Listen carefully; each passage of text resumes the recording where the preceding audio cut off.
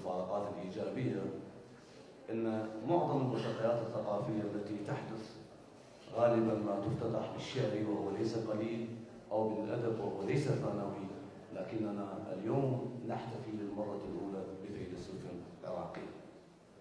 هذه البصمة لهذا الملتقى قد سجلت مسبقا لأنها استطاعت أن تذهب باتجاه الاحتفاء بقامة الدكتور حسام الدين الآلوسي. هذا الشخص غني عن التعريف ولا يحتاج إلى CV، بمجرد أن يقول دكتور حسام الدين الآلوسي أكيد مكانه على المنصة. فليتفضل.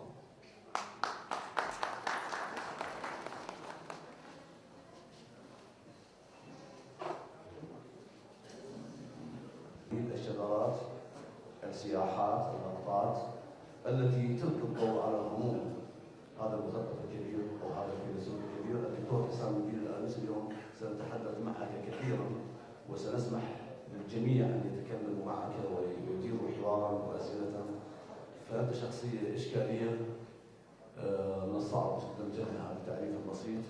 كتب حسام الدين الآلوسي في مشاكل الخلق، في مشكلة الخلق، كتب في الزمان، كتب عن الفلاسفة والمتكلمين، كتب في فلسفة الطبيعة، كتب في الأخلاق وفي الحرية، كتب في كل هذه المجالات، حتى إننا من الصعب طبعا جمعه. نادى بالعقلانية الفردية ذات عهد، وأيضا تكلم عن التكاملية للفلسفة وأثار إشكالات غنية وغريبة. نريد الآن أن نستمع منك عن كلمة عن حسام الدين الآلوسي، فماذا تقول؟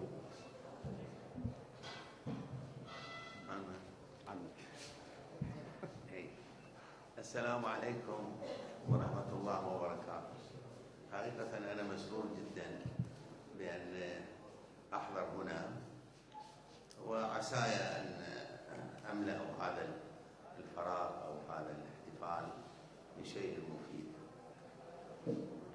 لا أدري عن أي شيء يريدني الأخ الأستاذ أن أتحدث عن جانب من الحياة. حقيقة أنا يعني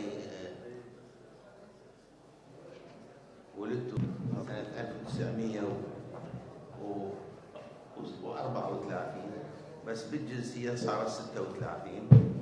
على كل حال مو مهم هذا، من يكبر العمر السنة والسنتين تصبح يعني ليس لها أثر. دخلت كلية الآداب الفلسفة برغبة مني رغم معارضة والدي وخالي الأستاذ جمال الدين الآلوسي، وبدون علمهم انتقلت من قسم اللغة العربية إلى الفلسفة، وإلى أن طلعت النتيجة بالسنة الأولى وهم لا يدرون أنني في قسم الفلسفة. هم يعني حذرهم أنه أولا منطقة تزندقة، أنت منطقة تزندقة، هذه إشاعة صايرة هالشكل بالتراث مالنا. وأيضا صعوبة التعيين في ذلك الوقت، يعني لا تدرس الفلسفة في الثانويات ولا في المتوسطة، وحتى في الكلية يعني أول انفتاح لها هو سنة 1949 كلية الآداب انفتحت، وهذا شيء عجيب. 3 أقسام فقط، اللغة العربية واللغة الإنجليزية والفلسفة، وهذا شيء عجيب. كلية الآداب أول كلية آداب تنفتح على الفلسفة مع اللغة العربية واللغة الإنجليزية. ثم بعد ذلك درست في الثانوية وفي طويريج في كربلاء. كنت في تكريت، انتقلت إلى طويريج لأسباب، كان هناك مضايقات ثقافية وصراعات فكرية قوية بين يسار ويمين، فذهبت إلى طويريج ومنها إلى كربلاء، ثم من هناك إلى كامبريدج بإنجلترا. من 1961 إلى 1965 حصلت على الدكتوراه في موضوع Problem of Creation in Islamic Thought. وبعد ذلك أصدرت كتاب حوار بين الفلاسفة والمتكلمين، ثم توالت الكتب إلى أن أصبحت الآن تقريبا حوالي 30 كتابا. ومثل ما تفضل الأستاذ، يعني هي تغطي ساحة عريضة ومتنوعة في الفن، في الأخلاق، في المشكلات الفلسفية الكبرى مثل مشكلة الوجود. العقل العربي ما له وما عليه، آخر كتابين صدرتا قبل حوالي شهر أو شهرين وجلبت نسخ منهما، المركز العلمي العراقي مشكورا، تقييم العقل العربي ودوره في من خلال نقاده ومنتقديه. والكتاب الآخر نقد مناهج دراسة الفلسفة المعاصرة العربية، اللي هي تشمل حقيقة معظم المناهج المعروفة، يعني مناقشة مع المنهج الماركسي أو الماركساوي لحسين مروة وتيزيني، مناقشة المدرسة المغربية لمحمد عابد الجابري، 3 مناقشة اليسار الإسلامي حسن حنفي، 4 مناقشة الاستشراق.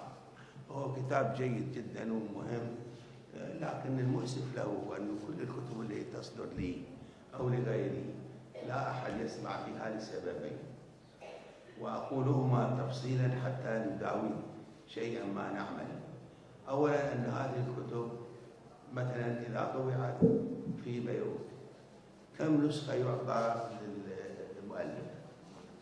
تعطى 10 نسخ أو أحيانا 20 نسخة، يشتري هو مثلا 50 أو 30 نسخة بسعر نصف القيمة، بعد يغطي الكلفة اللي يمضوا إياها، يعني تعطى له، يعني مثلا أعطوه أفرض 500 أو مليون، هو يشتري كتب بقدر لا يستطيع أن يوزع، إذا لا تصل إلى أحد، الكتب تطبع لا تصل إلى أحد.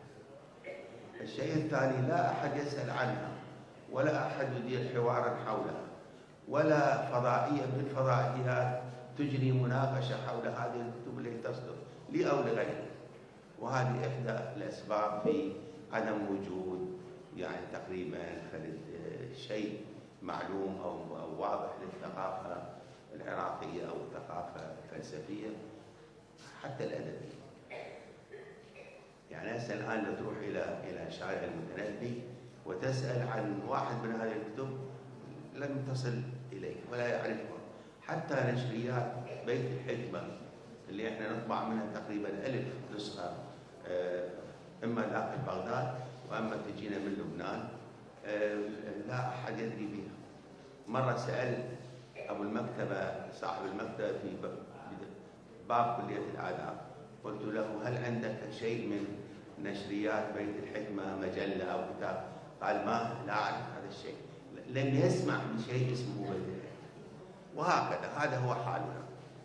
إذن احنا المعاناة اللي نعانيها هو أننا يعني حقيقة نزرع يزرع في نهر، في ماء أو في رماد. يعني الإنسان من يألف شيء، يعني صدر عندي كتاب ديوان شعر ب743 صفحة، ولا أحد يعرف أنني شاعر لأنني لم أنشر. نشرت كل ما أنتجته من المتوسطة إلى 2006، وزع في يعني اتحاد الأدباء، نظرية التوقيع يوقع الواحد الحمد لله. والآن عندي 500 نسخة من هذا الكتاب لا أعرف أين أضعها في بيتي، لأن تحتل يعني كل كتاب الوسائل.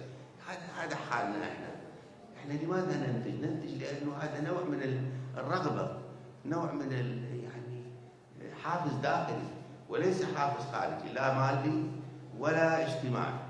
هذا أقوله، ويمكن أن أعبر عن كثير من المثقفين يعانون من نفس الحالة.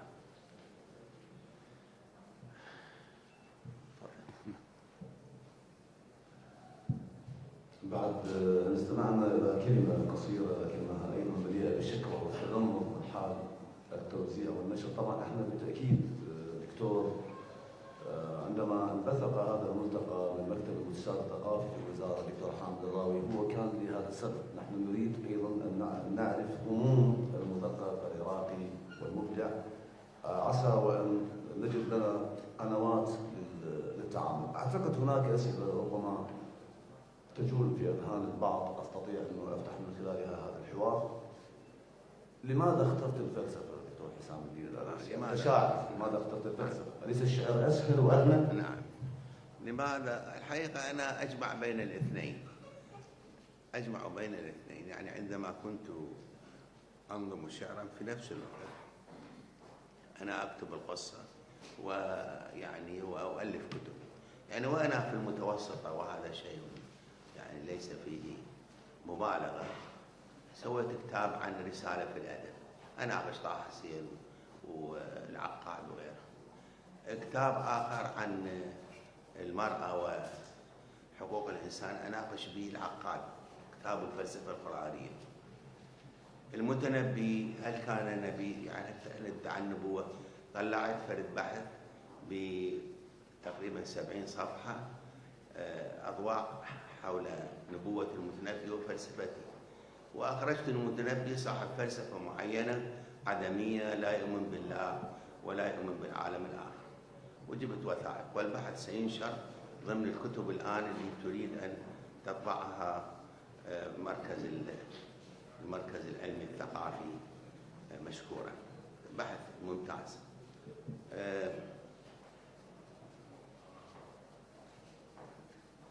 ما أدري كان السؤال شنو. ليش اخترت الفلسفة؟ إيه ليش اخترت؟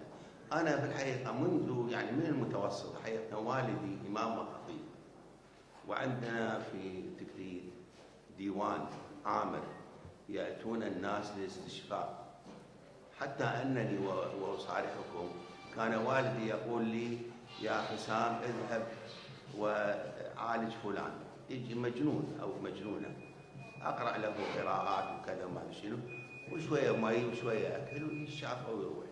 بيتنا ديوان، أبويا معروف وعنده مريدين يصلون إلى المنطقة مال كردستان، كلهم يعني تابعين لوالي. هذا إذا اتجاه ديني واضح، أعمامي خوالي كلهم وعاظ، لكن هذه مفارقة تحدث، حدثت لنيتشه وحدثت لغيره. أنا ما أدري لماذا كنت أقرأ كتب، خصوصا أبي العلاء المعري، عمر الخيام، وكتب أخرى كثيرة متيسرة، خصوصا الكتب الماركسية. ومنذ يعني من المتوسطة بدأت، وأتذكر وهذه حاجة تحتاج إلى تفصيل، في الثانوية بدأت أصلي، وفي إحدى الليالي كانت السماء ملبدة بي،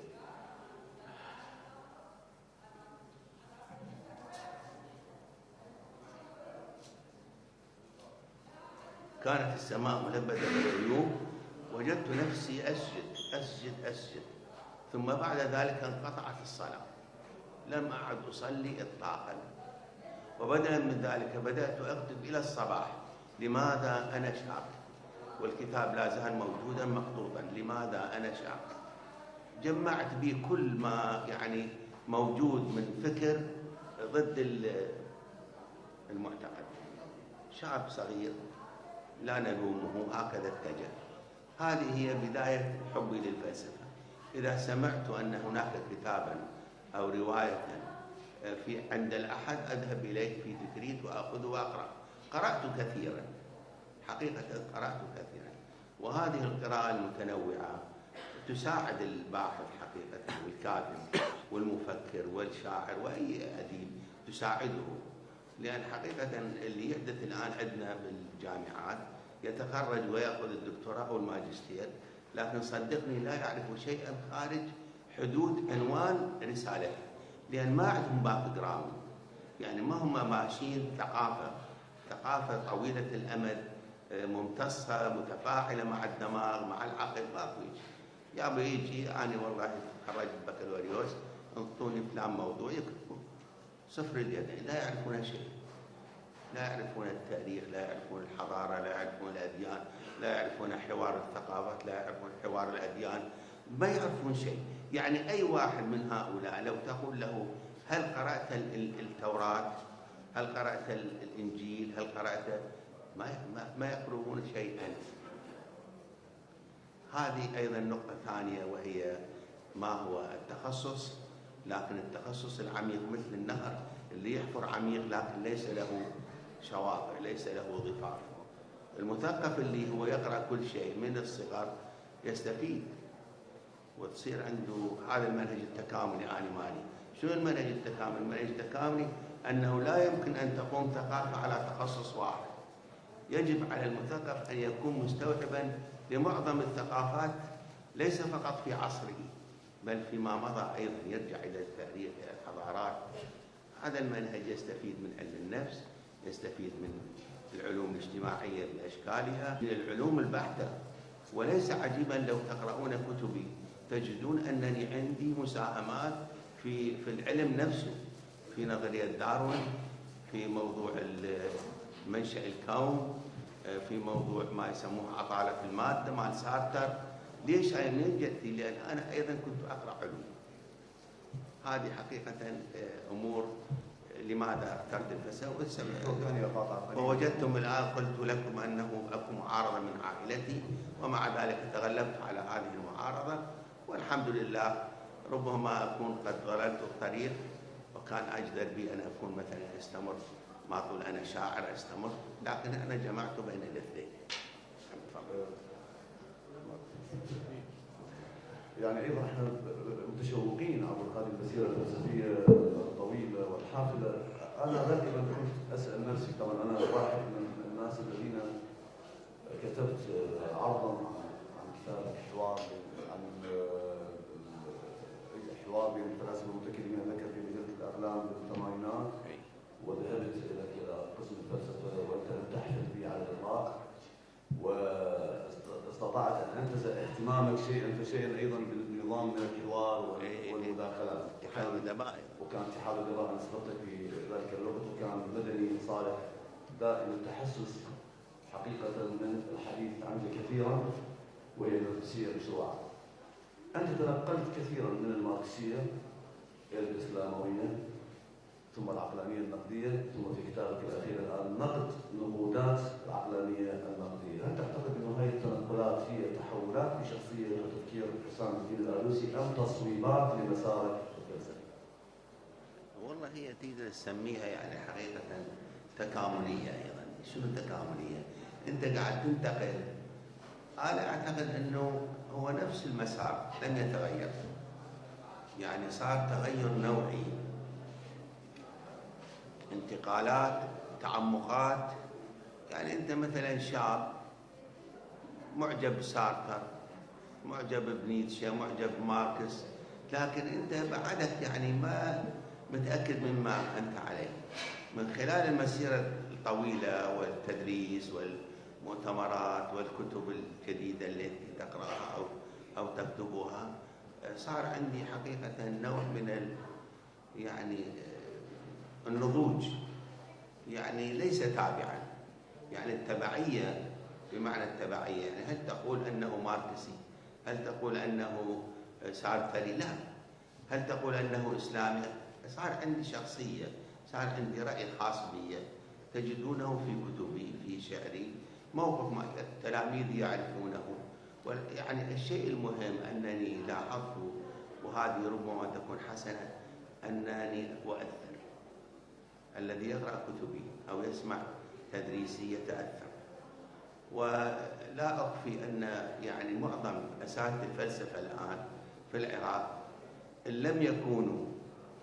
لم يكونوا يعني عقلانيين بحتين، فهم على القليل حياديون. يعني لا تجد عندهم تلك النزعة التطرفية، ودائما العقل هو يعني رائده. وعندما أقول العقل فأنا أحري ما أقول. هناك مصدران للمعرفة للإنسان في عالمنا الإسلامي، إما الوحي والنص وما حول النص، وإما الإنتاج العقلي البحت، وهذان أكثر الأمر لا يجتمعان، وإذا اجتمعا فبفذلة وبنوع من التغميض. أنا أزرع الاتجاه الثاني، أنا أزرع الاتجاه وما يسمى التوعية أو التنوير. وأتذكر عندما احتفلت بوزارة الثقافة سنة 2005 قام فاضل ثامر وقال: أسجل نقطة مهمة للدكتور حسام، وهو أنه أحد من يقوم بالتنوير. وكلمة التنوير يا أخوان مهمة. التنوير هو أننا نعيش عصرنا. هل نحن نعيش عصرنا؟ لا أقصد أنه أكو وسائل، يعني إحنا بعدنا ما واصلين للترجمة وما واصلين لوسائل، لا أقصد الانتقال عبر الزمن. نحن الآن نعيش زمنا آخر، اغتراب زماني يسميه فؤاد زكريا الأستاذ واحد زين ايش قاعد أقول، اغتراب زماني. الآن لو تصير عندنا، أنا هسه طلبت ببيت الحكمة أن نسوي دراسة ميدانية، وهو أن نضع يعني بيانات، نأتي إلى الطلبة نسألهم ما هو اتجاهكم، ما هو فكركم، ما هي مصادركم، ما هي مرجعياتكم. سنصل إلى نتيجة أننا 70% من شبابنا الآن يعيشون في الماضي ولا يعرفون شيئا. لو تسألهم عن أي شخصية فنية أدبية فلسفية اجتماعية علمية لا يعرفون شيئا، لكنه يحسن أن يأتيك بآيات كثيرة، وقال فلان وقال ابن قيم وقال ابن تيمية وقال ما أدري منه. احنا نعيش مغتربين الآن. كيف ننتقل إلى العصر الحاضر؟ عن طريق الترجمة، عن طريق أنه يعني الآن هسه يعني أخذ الفضائيات العربية مو فقط العراقية، ما لا تسمع. هل سمعتم يوما أحدا يتحدث مثلا عن فيلسوف، عن عالم اجتماعي غربي، عن نظرية حديثة في الاقتصاد؟ كلهم يتحدثون آية، حديث، شرح. والآن صارت التجارة، هم أيضا صاروا مثل المغنين والفنانين، عندهم سجلات يسوون سيديات، انتهت المسألة. ثقافة تنتشر بكل الوسائل ضد ايش التوعية، ضد أن نلحق بعصرنا، وخير الكلام ما قل ودل. تفضل. احنا طبعا بالتأكيد الآن احنا لأننا أنا فقط سويت نوع من البروفا أو التمرين على الطاولة في المنصة لكي نفتح باب الحوارات والنقاشات والمداخلات، وأنا أرى أستاذ الدكتور فوزي توشي عنده شيء يمكن يتحكم بينا، فيا ريت تفضل.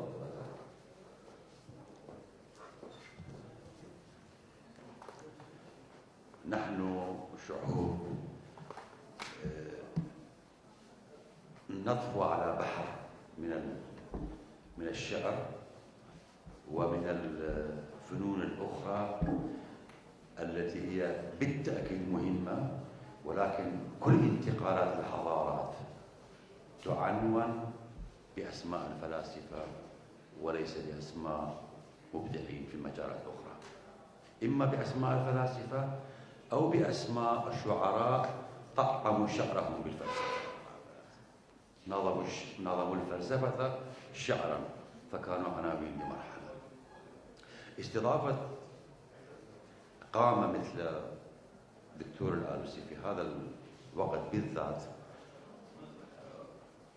مهم جدا، لأننا فعلا على المستوى الشعبي وربما على مستوى أعلى أيضا، هو أشار فتح الجرح وعلي أن أعمقه، أننا نعاني من ثقافة النقل ضد العقل، ثقافة اللا رأي ضد ثقافة الرأي، ثقافة إلغاء العقل، الارتكان إلى الماضي، تقديس النص والدوران حوله.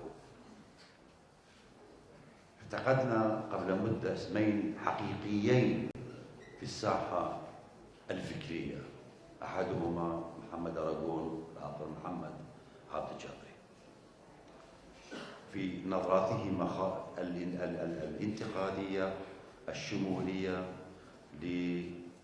لنقد العقل العربي.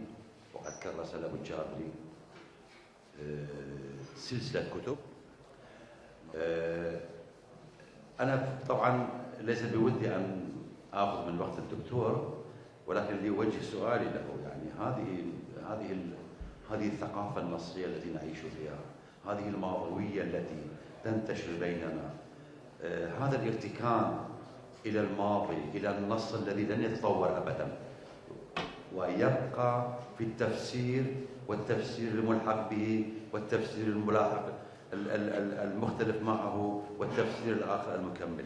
يعني نبقى ندور في حلقة مفرغة في حين الآن منذ ثمانينات القرن الماضي أصبحت التطور التقني والفكري والتربوي نتيجة آليات التقنية الجديدة في ثورة الاتصالات أصبح الانتقال مضاعفا ومضاعفا جدا. يعني منذ النصف الثاني للقرن الماضي لغاية الآن أصبحت إبداعات وابتكارات البشرية أكثر من كل القرون الماضية.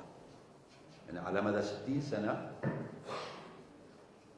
أنتجت البشرية ما لم تنتجه على مدى قرون وحضارات سابقة. لذلك أنا أسأل هذا السؤال وهو يهمني أيضا ونحن نعانيه جميعا ضمن ثقافة النقل، ثقافة التلقين، ثقافة التكرار، ثقافة الرجوع إلى الماضي، تأليه الماضي، عدم الانتقال من الماضي إلى الحاضر ومن ثم إلى المستقبل. يعني أنا من القائلين أحدهم قال كلمة جميلة: أنا أود أن أكون أول الفاشلين في علوم المستقبل على أن أكون أول الناجحين في علوم الماضي. سؤالي للدكتور: ما مدى إمكانيتنا جميعا في أن نخرج من هذه المحطة وننتقل مجددا إلى ثقافة العقل، ثقافة التنوير، ثقافة النقد، ثقافة الشك، ثقافة التطور؟ ما مدى إمكانيتها في الساحة العراقية في المجتمع العراقي حاليا؟ وشكرا. شكرا جزيلا دكتور فوزي الأطروشي وكيل الوزارة على هذه المداخلة، وبالتأكيد هذا السؤال مهم وجوهري وحيوي، وسنستمع إلى الدكتور حسام الدين الألوسي مرة أخرى ليطارد ويطرد الظلامية من أفكارنا ما أمكن له ذلك. أولا أشكر الأستاذ الأطروشي على أنه عمق، كما قال عمق الجرح. أريد أن أضيف أنه يعني لابد أن نذكر فؤاد زكريا. فؤاد زكريا هذا الرجل معروف طبعا له تأثير كبير في مسألة العقل والعقلانية والتنوير أكثر من أي شخص يخطر في بالي. وهو يعني مات يعني حزينا في غرفة يعني لم يذكره أحد حقيقة وعندما توفي. بالنسبة لهذا السؤال الكبير، هو سؤال أتمنى لو نجتهد جميعا ورمى أذني بدلوي لمعالجة جوانب هذا الانكفاء، هذا الرجوع إلى الماضي، هذه الفوضى من التشريع. كم فقيه عندنا؟ كم محدث؟ يعني الكل أصبحوا يتكلمون ويرشدون الناس ويمنهجون للمسيرة مع الأمة العربية والإسلامية. يعني مسألة سابقا في فترة عصر النهضة، محمد عبدو الكواكبي وغيره، كان هناك أشخاص معلومون بس يمثلون اتجاهات علمية مثل آل صاروف وشبيل وهالجماعة، بس يمثلون الاتجاهات الإسلامية المنفتحة ويدعون إلى الالتقاء بالغرب والترجمة والأخذ بالحضارة. مو أنه يقولون لا تأخذوا، قالوا قلة لكن مؤثر. الآن الكل تتحدث والكل تتحدث بكلام مسموع ومعروف وكله يؤثر سلبيا وليس إيجابيا. ما الذي حدث؟ العراق كما تعلمون مرت عليه فترة صار تحت التأثير اليساري الماركسي، والكتب كانت تنتشر، ومعظم المثقفين كانوا يعني يتباهون، شبابنا ونحن منهم كانوا يتباهون أنهم يعرفون شيئا عن الماركسية وعن سارتر وعن يعني الفكر كله اللي هو العقلاني واللي هو أكثر شيء يعني ليس سلفي. مرت بالعراق أحداث سياسية كثيرة ونكوصات سياسية وفوضى يعني أمنية، وما أدري صار فراغ فكري. فعلا صار فراغ فكري. عندما يكون هناك فراغ فكري من يملأه؟ في فترة من الفترات حاول أن يملأه الفكر البعثي، وطبعا ما نعرف شنو صار، لكن تحت الرماد كان هناك الفكر الديني. وعندما يعني صارت الاتجاهات شوية أصبح بالإمكان أن يعني الناس يعبرون، وظهر بشكل عجيب غريب، مأزوم، مضايق، متطرف، يعني أكثر من كلمة يعني يرجع إلى السنة صار يعني أين الشخصيات التي يجتهد يحبذها؟ لا يقول مثلا بعض الشخصيات المتنورة، إنما يرجع إلى الناس الذين حاربوا الفكر نفسه والفلسفة، ولا أريد أن أذكر أسمائهم من علمائنا القدامى.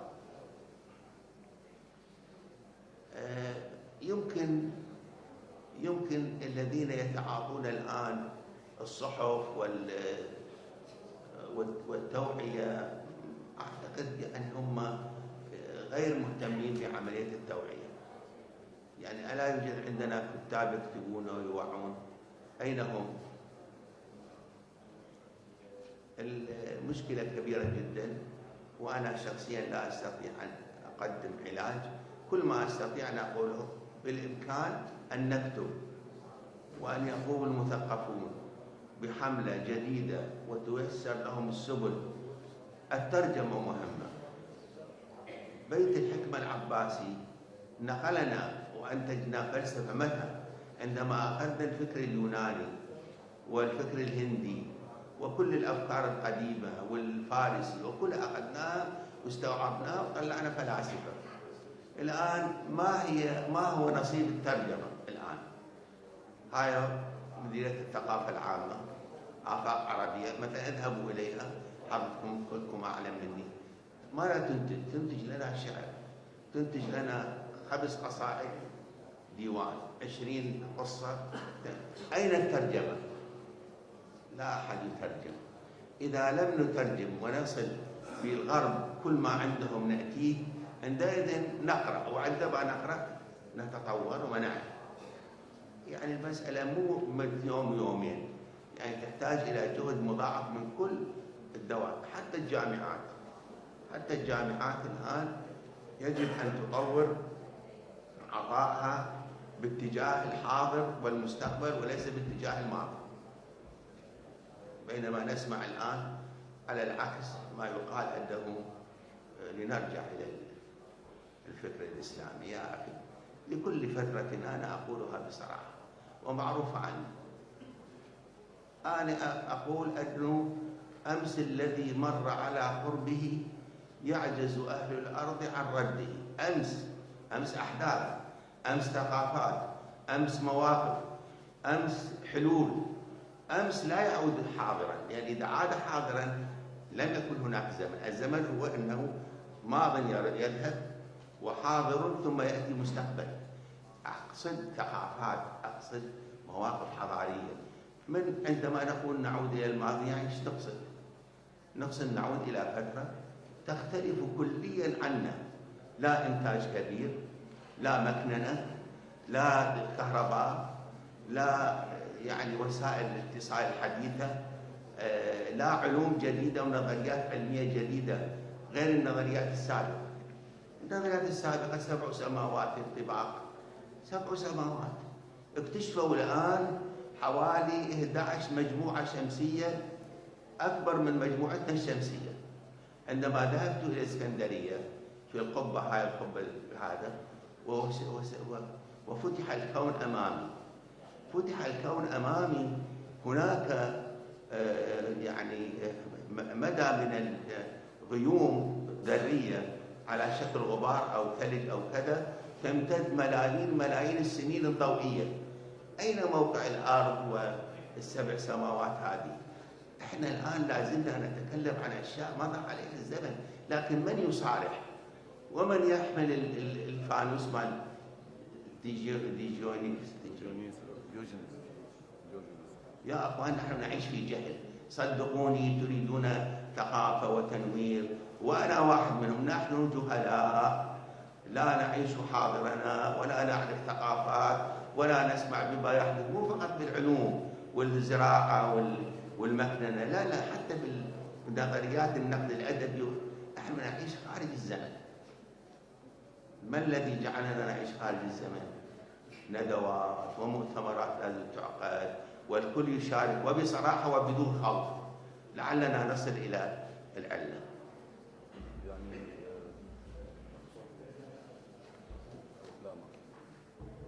يبدو أنه مداخلة الأستاذ فوزي الأتوشي فتح شهية الدكتور حسام الدين العلوسي، والله يستر يعني من نهاية هاي الروسية وهذه الجلسة يعني. حقيقة حتى نحصل أيضا على المداخلات تصير حتى نحصل الزمن، والدكتور حسام الدين العلوسي لا يشبع عنه، ولذلك يعني الواحد يشير بصفعة أو شيء في الأسماء حتى يقول لي اسمه احتمال ما كنت سمعت.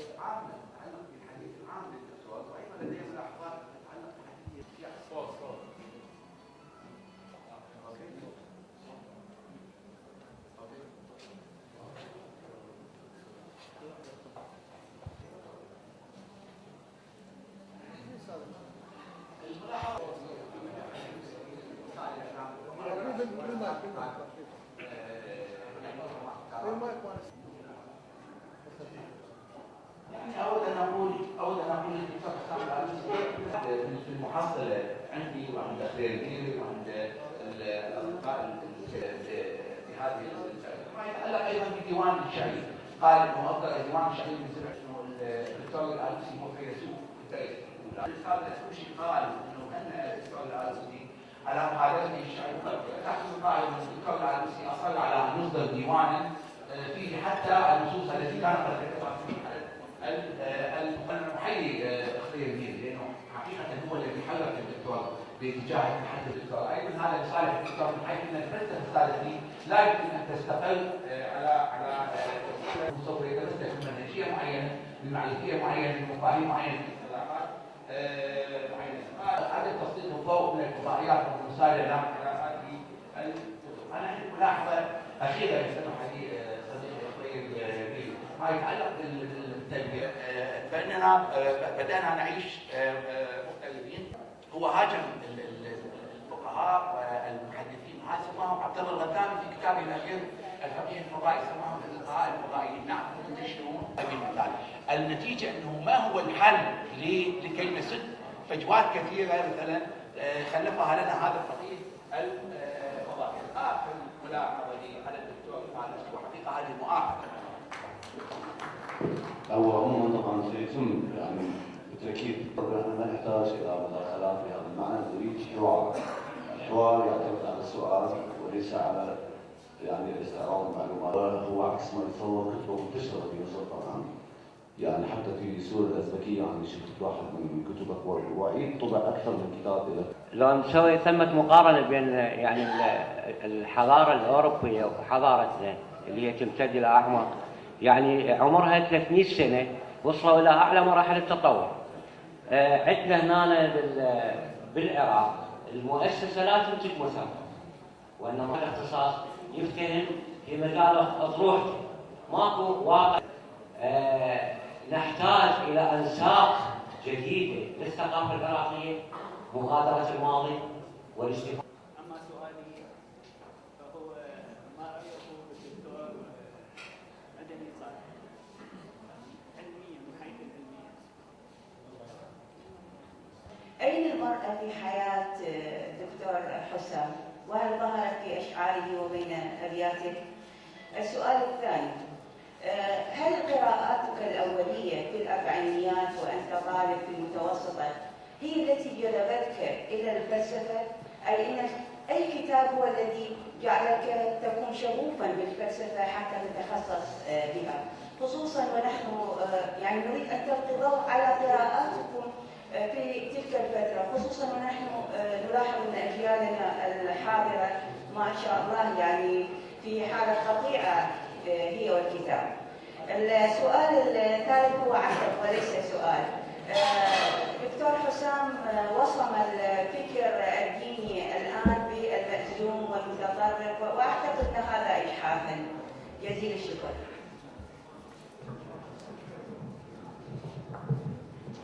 شكرا جزيلا. طبعا احنا ليس يعني بصدد حقيقه طبعا الدكتور حسام الدين الالوسي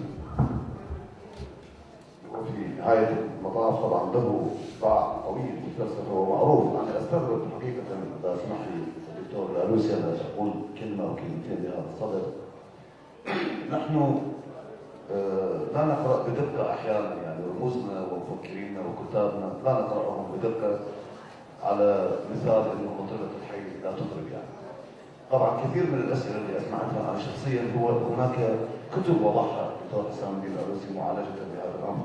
طبعا هو من الرواد الى جانب عبد الرحمن بدوي، الدكتور عبد الرحمن بدوي في مناقشه مشكله الزمان في الفلسفه العربيه والاسلاميه، ووضع كذا كتاب فيها. ايضا مشكله الخلق، هذا الكتاب اللي هو اعتقد كان طروحه الدكتوراه اللي حضرته ولا ماجستير كان؟ الماجستير دكتوراه. هذا الكتاب طبعا انا في القاهره لما سمعت انه تم طبعه في بيت الحكمه وصيت نظره جمهوري كذا وترجموه، طبعا تم ترجمته واقتنيته وقريته بدقه، وهو يشبه يعني شبهني حقيقه ارعبني بالطريقه التي رعبت فيها الدكتور حسام عندما حكى قبه الاسكندريه وشبه العالم والكون المسيح. يعني رجعت لنا مشكله الخلق. وهذا الكتاب اذا ما عرفنا بانه هو بالخمسينات يمكن او في 61 الستينات القرن الماضي، يعني في منتصف الستينات كان عندنا فيلسوف يطرح مشكله الخلق طرحا جريئا ويتنقل بين المصادر والمراجع بهذه الدرجه. اذا احنا يجب ان نسال، انا اتمنى واحنا طبعا لما ننوه على الامسيه حتى في المستقبل او على المرتقى يعني خاص بنا مرتقى الحوار الثقافي اللي طبعا مشكور الدكتور حامد الراوي هو الذي احتضنه واسسه ونحن نفتتحه. اتمنى ان نقرا لحسام الالوسي، نقرا لغيره قبل ما ناتي الى القاعه ونقول له انت بالسطر الفلاني مثل ما في التقاليد المصريه ياتون بالكتب معاهم ويبدون يسالوه بالحوار يقول له دكتور انت قلت فلان شيء، ليش احنا مثلا عموميين او شموليين او مجردين بالطرح؟ لا اريد طبعا اخذ من وقت الدكتور، والان نعود الى فاهمتنا المفيده الدكتور حسام الدين الالوسي سيتحفنا ببعض الاجابات. الحقيقه مثل ما تفضل الاستاذ الطيب، يعني هو الكلام ما يؤخذ من الكلام. يعني انا من اقول مثلا انتقدت الماركس السابق، فيجي واحد يقول لي انتقد الماركس السابق، انا ما انتقدت الماركس السابق، ليش؟ لان بالحقيقه اللي حدث شنو؟ اللي حدث انه طيب فيزيني وحسين مروه خالفوا المنهج الماركسي وراحوا يفترضون فرضيات عن الفلسفه الاسلاميه العربيه القديمه وعن الفكر الاسلامي، بحيث جعلوا جميع فلاسفتنا وجميع حتى المعتزله الصور جعلوهم ماركسيين دايلكتيكيين هرطقيين. على تيزيني كيف على كلمه هرطقي.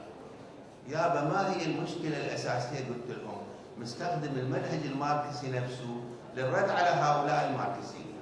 وهناك كتاب اسمه التراث الماركسيه والتراث، مجموعه حوالي 10 من كبار المتعمقين في اللغه الماركسيه ردوا على فيزيني وردوا على طيب وعلى حسين مروه. اذا لن انتقد الماركسيين، انا انتقدت اناس استخدموا منهج معاكس تماما للمنهج الماركسي. وهو ما هي المشكله الاساسيه بالماركسيه؟ السؤال هل هناك ماده ام هناك وجود اله او شيء قبيل؟ ان اجبت ان هناك فقط الماده وحركاتها وقوانينها انت ماركسي. اجبت هكذا جواب. ماذا فعل حسين مروه وطيب تيسيري؟ خالفوا هذا الاساس وجاءوا بابن سينا والغزالي والمعتزله والاشاعره وكل فلاسفه اعتبروهم ماديين دايلكتيكيين. يابا على اي اساس؟ على اساس مثلا تكلموا عن الاسميه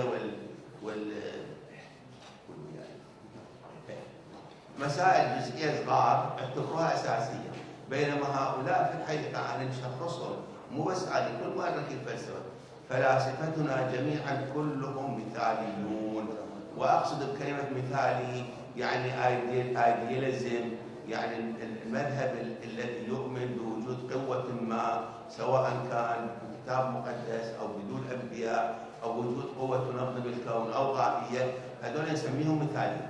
ولا تجد واحدا من فلاسفتنا قال بعدم وجود اله. اما قولهم بقدم العالم ما يقصدون انه ليس له موجد، انما هذا الايجاد هل هو له بدايه ام مع وجود الله؟ فعل الله والله معا، اذا العالم قديم لانه فعله، اما انه قديم بمعنى انه ليس له موجد، هذه لا احد من فلاسفتنا ولا ممكن. اذا اين الخطا عند الماركسيين دولة؟ فالاخ اللي استاذ بشير من يقول لي نقد الماركسيين هو لم يقرا كتابي ولم يعرف ماذا قلت، تاخذ كلام من صاحبك وترد عليه وانت تشمت. ايوه بس انا اشكر على كل حال. عدم التكافؤ، لم انتقد المتدينين ولا الفقهاء، اقول عدم وجود تكافؤ بين اثنين، بين عقلانيين وبين اصحاب نص.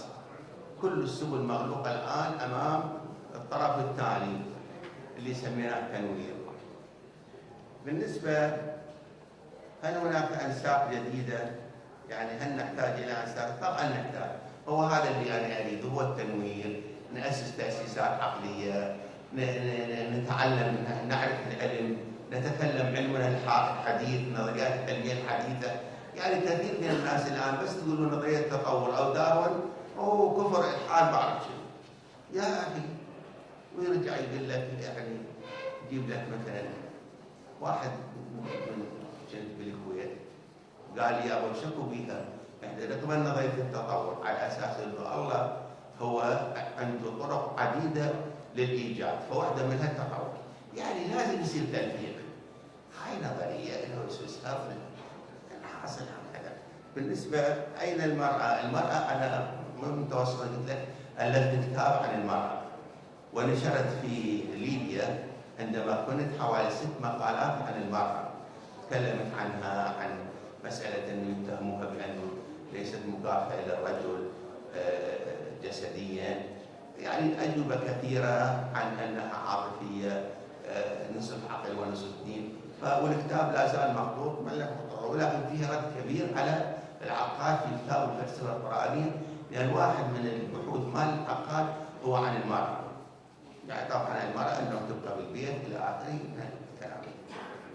هل قراءتك في المتوسطه اثرت بك؟ الجواب نعم، قراءاتي المتوسطه، لكن اللي اثر بي في الحقيقه اكثر من اي شيء ليس القراءات وليس الكتب وانما الواقع. حميد المطبعي عندما الف عندي كتاب اسمه مال المؤلفين والكتاب قال اكبر مشكله عند حسام غيرت حياته هي العداله، يريد عداله في بيته وعداله في بلده وعداله في الكون، فنظر فوجد ان الكون عجيب غريب. يعني ناس يموتون، علماء، فقراء، كوارث طبيعيه، ظلم اجتماعي من وجود التاريخ الى الان. اين العداله؟ اذا لابد ان يكون هنالك اله عادل. فاختلط عليه الامر. يعني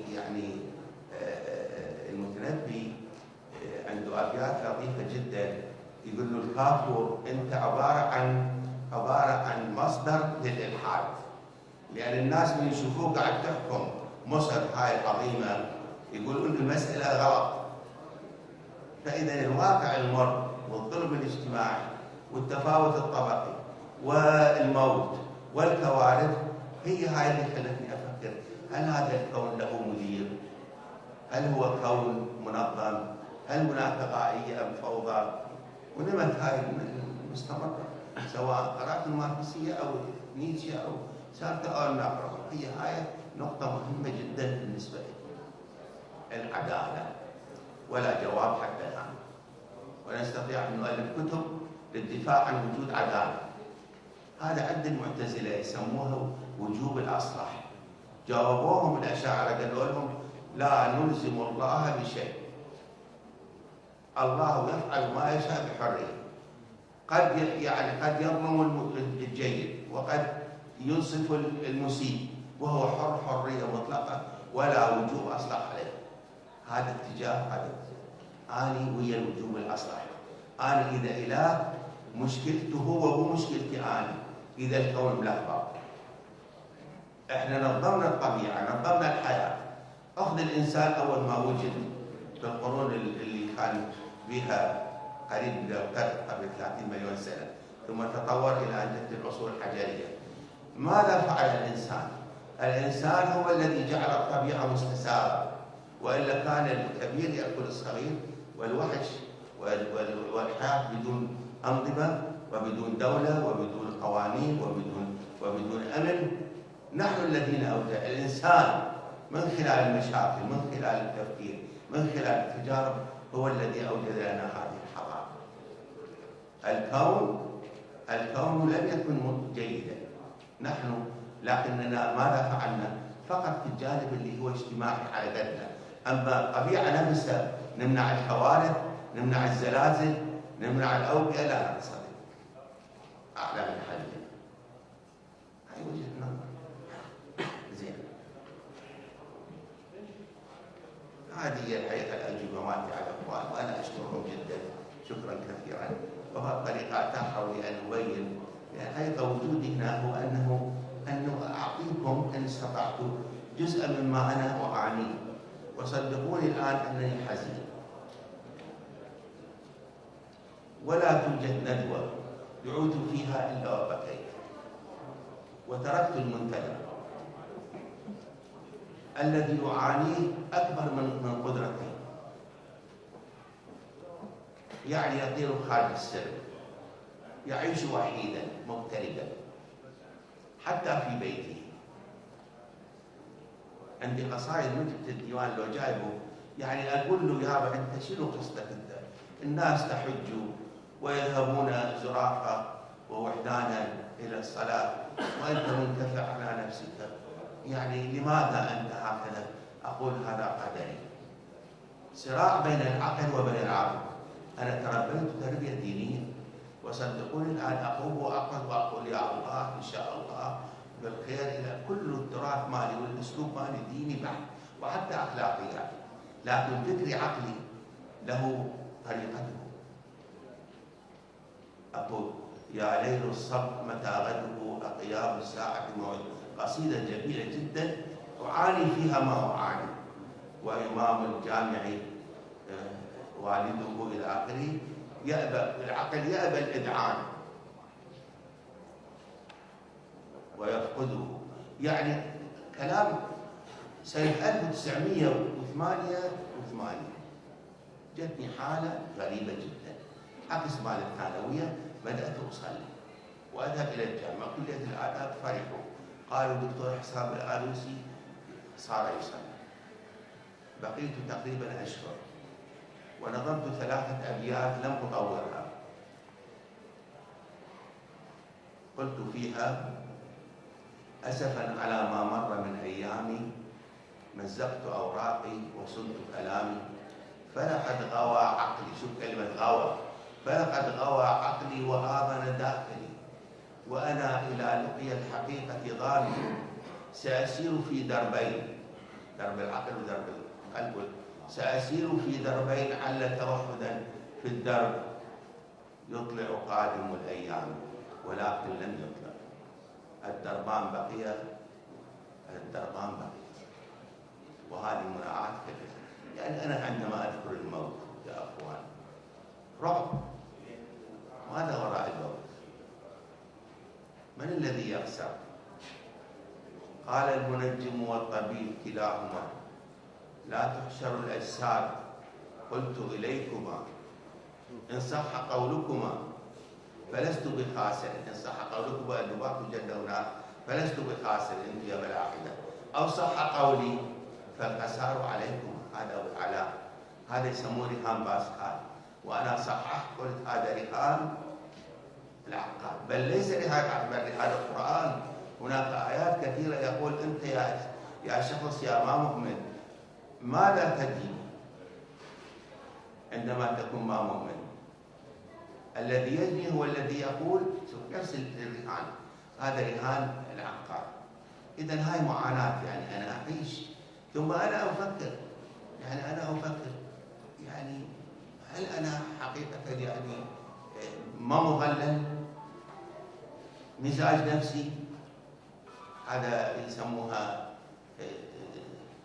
ويليام جيمس يسميهم ذوي العقول الصلدة والعقول المرنة. ربما أكون أنا من ذوي العقول الصلدة، يعني جاءت أشياء ودخلت في دماغي واستمر. على كل حال لا أتمنى لكم أي نوع من هذه المعاناة التي أعاني. أما شعري فحقيقة الأمر يحتاج إلى نظر. أيها الأخوة، القصائد المنظومة خصوصا في اليمن، وهي تشكل أكبر ديوان يعني بحدود 200 صفحة، بحدود 50 إلى 60 قصيدة أو أكثر أو 100 قصيدة، كلها فلسفة مصاغة بطريقة جميلة جدا وحوارية، وتحتاج من يفككها ويعرفني من خلالها، ويعرف يعني شيء مهم كيف تجتمع الفلسفة مع الشعر. شكرا دكتور سامي الألوسي أولا على هذه الجرأة والصراحة. وهو طبعا طول عمره الدكتور الألوسي لم يكن هينا ولا مترددا، وأيضا هو مخلص إخلاص كبير بعقله بتناقضاته وتحولاته، وهذا هو الجانب الصحي. الفلسفة ليس معتقدا وليس سجنا وليس مبدأ مطلقا، وإنما هي شروع الفهم والتفسير. في ختام هذا اليوم، في ختام هذا الملتقى، طبعا نحن نعيد الشكر للدكتور حسام الدين الألوسي تحديدا لأنه كان مفتتح هذا الملتقى، ونعيد شكر للدكتور حامد الراوي الذي على كل تقدير وجد لنا فسحة أو مكان نقدر ندخل به الوزارة بدون معاملات وبدون شيء. يعني شكرا. طبعا هناك شهاده تقديريه مقدمه استشاره الثقافه الدكتور حامد الراوي للدكتور حسام الدين الألوسي. وهذا الختام نكون قد بدانا الملتقى الثقافي في وزاره الثقافه في مكتب المستشار، ولن نختمه بعد ان شاء الله، لن نختمه. شكرا جزيلا لكم وطبتم.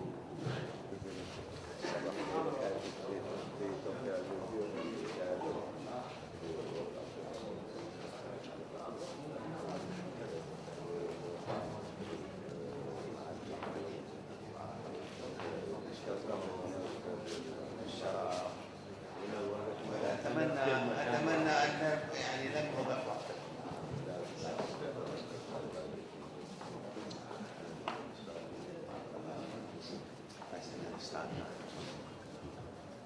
جميعا يعني إن شاء الله تحملتوني. شكرا.